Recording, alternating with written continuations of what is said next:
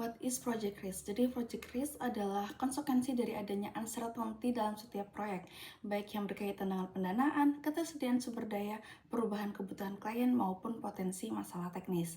Jadi menurut Project Management Institute, project risk itu didefinisikan sebagai an uncertain event or condition that if it occurs has a positive or negative effect on one or more project objective.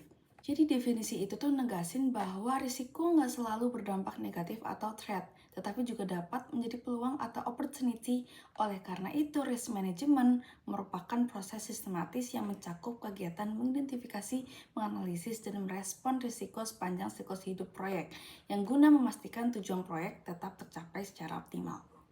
Secara konseptual, project risk ini tuh diukur melalui persamaan event risk sama dengan probability of event dikali consequence of event, yang menunjukkan bahwa risiko ditentukan oleh kemungkinan terjadinya peristiwa dan besarnya dampak yang ditimbulkan. Nah, hal itu diperkuat oleh ilustrasi pada figure 7.2 yang menunjukkan hubungan antara risk and opportunity dengan amount at stake sepanjang project life cycle, conceive, develop, execute, dan finish. Nah, pada tahap awal proyek, tingkat uncertainty masih tinggi, sehingga risk and opportunity juga tinggi.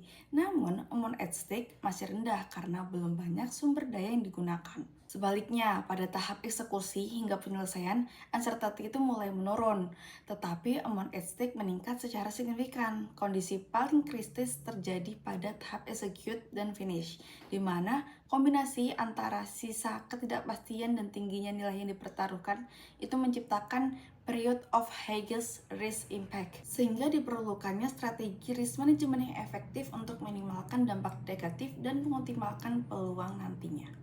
Setiap proyek berjalan di atas ketidakpastian.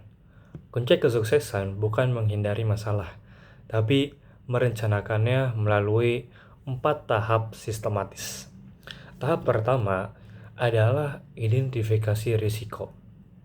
Di sini kita menentukan faktor risiko yang mungkin muncul, mulai dari masalah finansial, teknis, hingga hukum yang bisa menghambat tujuan proyek Anda. Kedua, analisis probabilitas dan konsekuensi. Kita menilai seberapa besar kemungkinan risiko itu terjadi dan seberapa parah dampaknya. Fokuslah pada risiko yang memiliki peluang tinggi dan dampak paling merusak. Ketiga, strategi mitigasi risiko, yaitu pilih langkah Anda. Apakah akan menerima risiko tersebut, meminimalkannya, membagi risiko dengan mitra, atau mentransfernya melalui asuransi dan kontrak. Terakhir, kontrol dan dokumentasi, yaitu catat semua pelajaran yang didapat untuk membangun basis pengetahuan bagi proyek masa depan. Jangan sampai kesalahan yang sama terulang. Jadi, manajemen risiko yang baik mengubah ancaman menjadi peluang. Dalam manajemen proyek, mitigasi risiko bukanlah sebuah opsi, melainkan keharusan untuk menjaga keberlangsungan proyek. Tujuannya adalah untuk mengembangkan rencana aksi yang dapat mengurangi ancaman terhadap tujuan proyek. Pinto menguraikan strategi ini ke dalam beberapa pendekatan spesifik. Yang pertama ada accept, menerima risiko. Strategi ini dipilih karena ketika probabilitas terjadi, risiko sangat rendah atau dampak finansialnya sangat kecil sehingga tidak membenarkan pengeluaran biaya tambahan untuk pencegahan. Ada dua jenis penerimaan, yakni yang pasif, membiarkan tim menangani risiko saat terjadi, dan yang aktif, membuat rencana darurat tanpa mengubah rencana proyek saat ini. Keputusan ini sering diambil berdasarkan analisis biaya manfaat, di mana biaya mitigasi dianggap lebih tinggi daripada nilai kerugian potensial. Lalu yang kedua ada minimize atau mitigate, yakni meminimalkan atau memitigasi. Ini adalah pendekatan yang paling umum dan juga proaktif. Fokusnya adalah mengurangi skala risiko melalui dua cara, yakni mengurangi peluang terjadinya probability atau mengurangi tingkat keparahan atau dampaknya atau impact. Langkah-langkah yang konkret bisa berupa penggunaan teknologi yang lebih teruji, pemilihan pemasok yang memiliki rekam jejak yang lebih baik, atau melakukan pengujian sistem secara berulang sebelum peluncuran resmi. Dengan melakukan tindakan-tindakan di awal, potensi kerugian besar di masa depan juga akan dapat ditekan. Lalu yang ketiga ada transfer. Transfer ini mengalihkan risiko. Jadi strategi ini dilakukan dengan menggeser tanggung jawab dampak risiko kepada pihak ketiga. Metode yang paling umum adalah melalui asuransi, di mana Perusahaan asuransi menanggung beban finansial jika terjadi kecelakaan atau juga kerusakan. Selain itu, penggunaan kontrak fixed price adalah bentuk transfer risiko kepada vendor sehingga jika biaya produksi membengkak, vendorlah yang menanggung selisihnya, bukan pemilik proyek. Namun, perlu diingat, di bahwa transfer risiko biasanya melibatkan biaya tambahan berupa premi atau harga kontrak yang lebih tinggi. Lalu ada share, yakni berbagi resiko. Berbagi resiko ini juga melibatkan kolaborasi dengan pihak luar untuk mendistribusikan potensi kerugian. Strategi ini sangat efektif dalam proyek berskala besar dengan tingkat ketidakpastian tinggi. Melalui kemitraan dan konsorsium, setiap anggota memiliki porsi risiko sekaligus tanggung jawab dalam mengelolanya. Jika risiko terjadi, bebannya tidak akan menghancurkan satu pihak saja, melainkan ditanggung secara proporsional oleh seluruh mitra yang terlibat. Nah, lalu ada cadangan kontingensi atau contingency reserve. Sebagai pelengkap dari strategi di atas, manajer proyek harus menyiapkan cadangan kontingensi sebagai jaring pengaman terakhir. Yakni yang pertama ada budget kontingensi, dana tambahan yang dicadangkan untuk menutupi kenaikan biaya yang tidak terduga seperti kenaikan harga bahan baku atau kebutuhan sumber daya mendadak. Lalu ada time buffer ya atau schedule kontingensi, ini penambahan waktu ekstra pada jalur kritis atau di akhir proyek untuk mengantisipasi keterlambatan pada aktivitas tertentu agar tidak merusak keseluruhan jadwal penyelesaian proyek. Melalui kombinasi antara pemilihan strategi yang tepat dalam penyediaan cadangan yang cukup, tim proyek dapat memiliki fleksibilitas dalam menghadapi dinamika lingkungan, terutama lingkungan proyek yang penuh dengan ketidakpastian. European Association for Project Management telah mengembangkan sebuah program manajemen risiko terintegrasi yang bertujuan untuk memperluas penerapan manajemen risiko sepanjang seluruh siklus hidup proyek. Program ini dikenal sebagai Project Risk Analysis and Management atau disingkat PRAM, yaitu metodologi umum yang dapat diterapkan pada berbagai jenis proyek dan mencakup komponen utama dalam manajemen risiko proyek. Nah, manfaat utama dari model seperti PRAM adalah menyediakan pendekatan yang sistematis sebagai alternatif dari metode yang bersifat HD Hodge, tidak terstruktur dalam penilaian risiko. Hal ini sangat membantu organisasi yang belum memiliki proses identifikasi risiko atau analisis probabilitas dan dampak. Model PRAM menawarkan pendekatan bertahap, step by step, untuk membangun metode yang menyeluruh dan logis dalam menganalisis serta menangani risiko proyek. Nah, ciri utama PRAM itu manajemen risiko dilakukan sepanjang proyek, bukan hanya di awal. Strategi risiko disesuaikan dengan tahap proyek. Semua pendekatan risiko digabung dengan menjadi satu sistem yang terpadu. Lalu ada 9 tahap PRAM. Nah, ada define, itu menentukan proyek dengan jelas tujuannya, ruang lingkupnya, dan outputnya. Lalu ada fokus, merencanakan bagaimana risiko akan dikelola. Lalu ada identify, yaitu mengidentifikasi semua kemungkinan risiko yang ada. Lalu ada struktur, mengelompokkan dan memprioritaskan risiko. Lalu ada ownership, di mana menentukan siapa yang bertanggung jawab atas risiko. Lalu ada estimate, yaitu mengukur dampak dan kemungkinan biaya risiko. Lalu ada evaluate, itu menentukan prioritas dan solusi terbaik. Lalu ada plan, menyusun rencana penanganan risiko. Dan terakhir itu manage, yaitu memantau dan menyesuaikan selama proyek berjalan.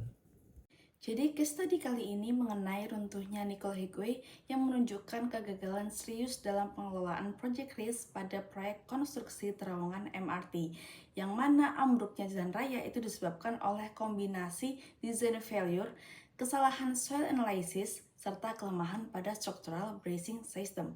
Nah, secara teknis, penggunaan metode analisis tanah yang tidak sesuai itu menyebabkan under design pada struktur penyangga, sehingga strut connection itu nggak mampu menahan beban dan memicu progressive collapse dalam waktu singkat. Selain faktor teknis, terdapat pula masalah manajerial seperti cost cutting, tekanan jadwal, atau schedule pressure, serta kurangnya transparansi dari pihak kontraktor Nishimatsu Lumchang yang tidak mengungkapkan indikasi kegagalan kepada Land Transport Authority. Peristiwa tersebut menegaskan bahwa risiko dalam proyek itu nggak hanya berasal dari aspek teknis, tetapi juga dari kesalahan pengambilan keputusan dan komunikasi. Sehingga penting bagi risk management untuk dilakukan secara komprehensif sejak tahap perencanaan hingga pelaksanaan. untuk mencegah terjadinya dampak katastrofik. Nah, selanjutnya itu pertanyaan dari case. Yang pertama, in what ways were the project's planning and scope management appropriate? When did the planners begin to knowing take unnecessary risks? Discuss the issue of project constraints and other unique aspects of the tunnel in the risk management process. Were this issues taken into consideration? Why or why not? Nah, perencanaan dan manajemen ruang lingkup proyek ini pada awalnya sudah tepat melalui penggunaan metode bottom up yang terstandarisasi. Namun pihak kontraktor atau NLC ini mulai mengambil risiko fatal yang tidak perlu ketika mereka dihadapkan pada denda keterlambatan sebesar 25 juta dolar. Itu tekanan dari kendala biaya dan waktu yang ekstrim membuat NLC mengabaikan aspek unik dari proyek, yaitu penggalian di area tanah liat laut yang plastis, yang kemudian berujung pada tindakan sembrono seperti menggunakan material sisa atau scrap untuk pelat pengaku dan upaya menyembunyikan fakta melengkungnya tiang penyangga dan otoritas atau LTA.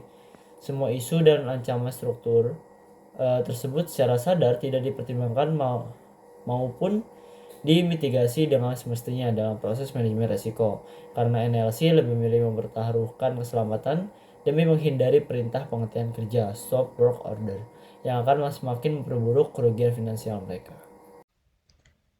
Bagaimana manajemen risiko proyek yang tepat dapat meminimalkan kemungkinan kegagalan Nicole Highway?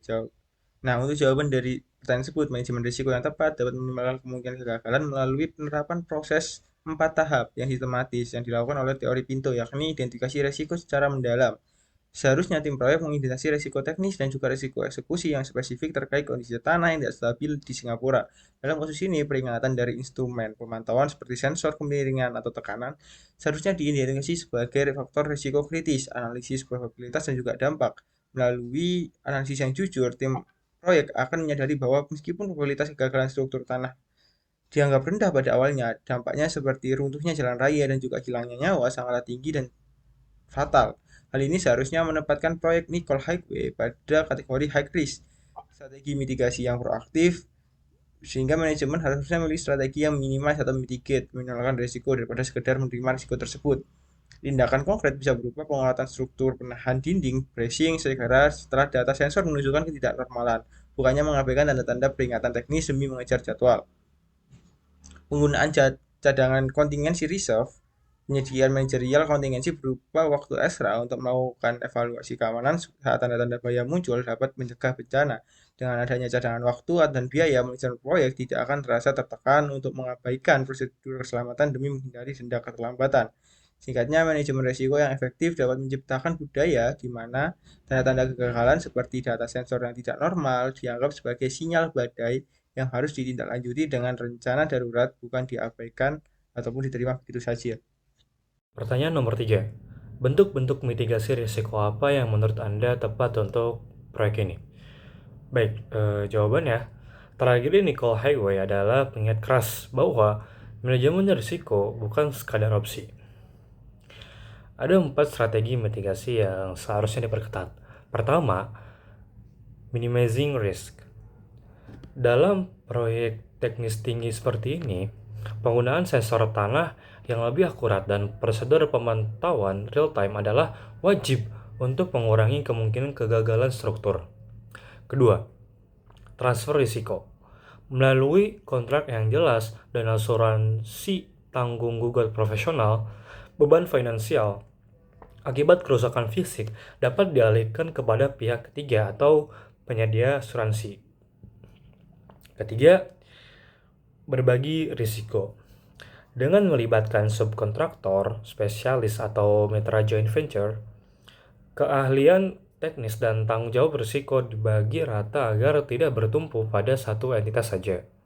Terakhir, penerimaan, acceptance, hanya dilakukan pada risiko kecil. Untuk proyek sebesar Nicole Highway, kombinasi mitigasi dan transfer adalah kunci untuk memastikan keamanan publik dan keberlanjutan proyek.